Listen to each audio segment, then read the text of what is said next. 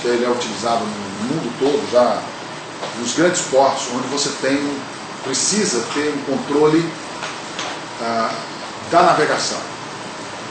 Alguns portos não precisam desse sistema, porque são portos offshore, né? São portos que o navio vem de fora, atraca e vai embora. Não há conflitos. Mas quando você tem um canal como este, como é o caso dos portos da Europa, Antuérpia, você tem um rio Schelde, né? Você tem tudo. No caso dos portos, vários portos na Europa, você passa a precisar ter um controle absoluto do posicionamento de cada embarcação, do deslocamento de cada embarcação, da chegada dessas embarcações lá fora na barra, né? E aí você tem o controle da entrada e da saída dessas embarcações. Então, isso vai trazer grandes benefícios, porque ao abrir 15 metros de profundidade, ao abrir o canal para 220 metros, nós podemos ter o tráfego duplo das embarcações em praticamente todo o trecho do Porto de Santos. E com o controle de DTS nós vamos acelerar o deslocamento dos navios dentro do porto, controlar muito melhor o deslocamento dos navios, organizar o tráfego com o controle da autoridade portuária e com a participação da praticagem e com o controle da autoridade marítima. Mas nós entendemos que o Porto de Santos é um porto que não só precisa disso, como merece isso.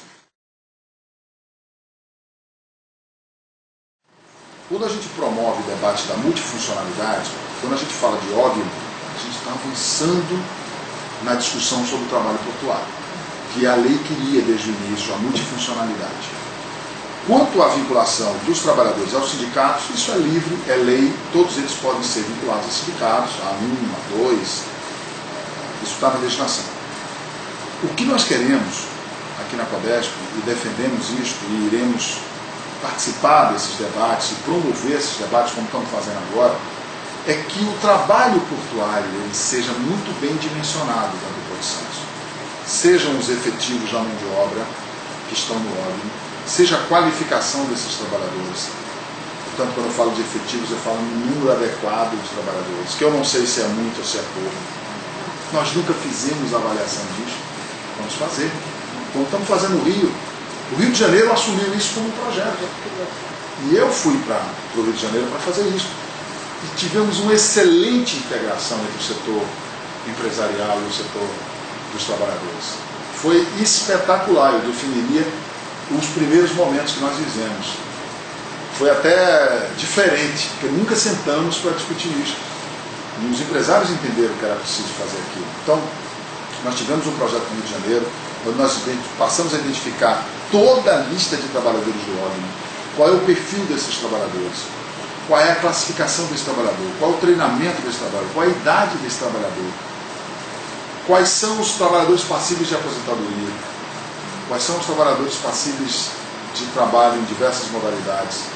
E aí começamos a identificar tudo isso. A partir daí, começamos a dizer, será que esse trabalho, esse efetivo é compatível com a minha demanda de mercado?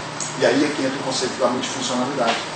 Quando você passa a identificar a qualificação do trabalhador e passa a prepará-lo para assumir qualquer função da vida.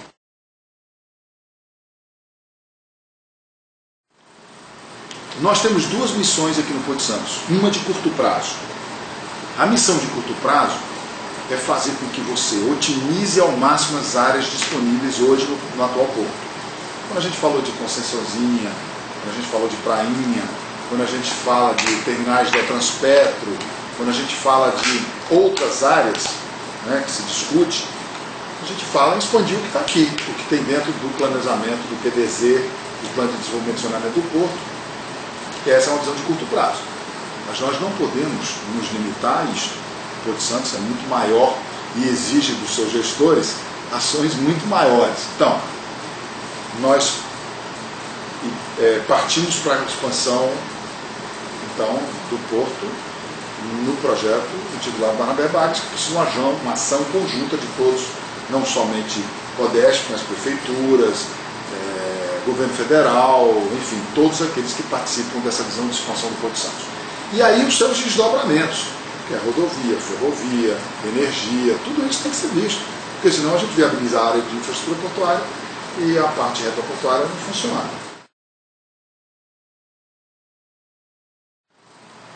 Quando você aprofunda, o navio vem.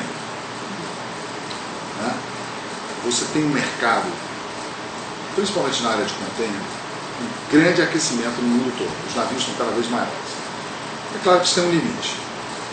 Nós já fomos procurados por diversos armadores, quase que implorando para que nós tenhamos maiores profundidades nos portos, porque a escala é fundamental hoje. E nós vamos aprofundar o porto, primeiro porque o Porto de Santos precisa estar no mercado internacional compatível com os grandes portos que precisam e devem receber essas grandes embarcações, que demandam um calado de mais de 14 metros, 13,8, 14,2, e vão estar chegando aqui com isto.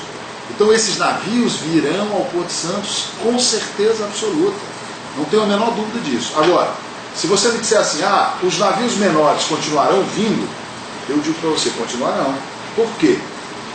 Porque alguns terminais não têm capacidade de receber navios de grande porte, porque o comprimento dos seus berços não estarão compatíveis com o acréscimo que eles poderiam fazer, por exemplo, no granel sólido ou no granel líquido, né?